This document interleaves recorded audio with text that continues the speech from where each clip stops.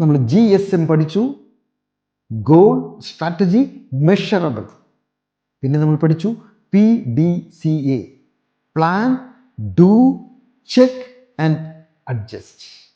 ഇത് രണ്ടും കഴിഞ്ഞാൽ ഇനിയാണ് നമുക്ക് ഏറ്റവും പ്രധാനപ്പെട്ട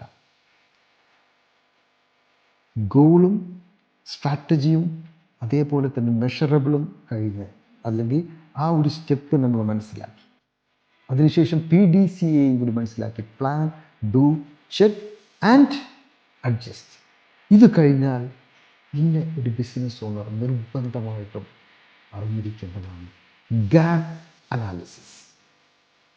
ഇതാണ് ഗാപ്പ് അനാലിസിസ്. നമ്മുടെ പ്രൊഡക്റ്റോ സർവീസിൻ്റെയോ ഓരോന്നിൻ്റെയും ചെക്ക് ചെയ്ത് ഓരോ പ്രവർത്തനത്തിനും പ്രധാനപ്പെട്ട എല്ലാ ഏരിയകളിലും എന്താണ് ഗ്യാപ്പ്, അതെങ്ങനെ ഫില്ല് ചെയ്യും, അല്ലെങ്കിൽ ആ ഗ്യാപ്പ് അനാലിസിസ് നമുക്ക് മറികടക്കാൻ. ഇത് MBAക്കും BBAക്കൊക്കെ പഠിക്കുന്നതാണ്. പക്ഷെ ഇത് നമ്മൾ കുറച്ച് ഷോർട്ടാക്കിയിട്ട് ഏറ്റവും സിമ്പിളായിട്ട് നമ്മുടെ ബിസിനസ്സിനകത്ത് എങ്ങനെ അപ്ലൈ ചെയ്യാം എന്നാണ് പഠിക്കുന്നത്.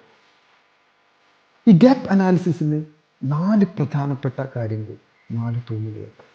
ആ 4 തൂണുകളും മനസ്സിലാക്കിയതിന് ശേഷം മാത്രമാണ് നമ്മൾ ഗ്യാപ്പ് അനാലിസിസിലേക്ക് പോകുന്നത്.